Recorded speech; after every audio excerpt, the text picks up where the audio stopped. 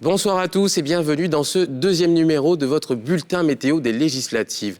Vous le savez, la politique, c'est comme le temps et en ces heures de réchauffement climatique, c'est à s'y perdre, on ne comprend plus rien. Un politicien, ça change d'allié comme ça change de chemise. Alors si vous aussi, pour ces législatives, vous êtes un peu perdu sur les blocs et les jeux des alliances, eh bien, rassurez-vous, nous sommes là pour vous éclairer. Souvenez-vous, la semaine dernière, on avait parlé de cette masse nuageuse RHDP qui s'étendait sur l'ensemble du territoire. On avait aussi parlé de cet anticyclone d'opposition formé de deux courants, PDCI et EDS, qui tentaient donc de faire bloc en partant du sud du pays jusqu'au centre.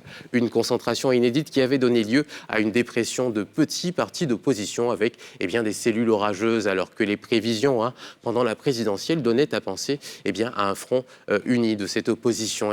Cette dépression va finalement se faire sentir, puisqu'un nouveau vent, lui, va souffler sur le pays. Attention, messieurs, dames, à cet RFPI emprisonné puis relâché, qui va se charger de petites particules blanches et entraîner avec lui des formations de COGEB, du DPCI et d'Agir.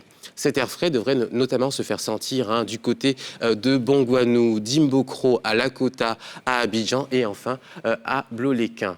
Enfin, le front chaud, lui, venu d'exil depuis le Ghana, devrait se faire repousser, sera repoussé par les montagnes de condamnation qui vont bloquer légalement ces flux et les empêcher de se poser sur les listes électorales.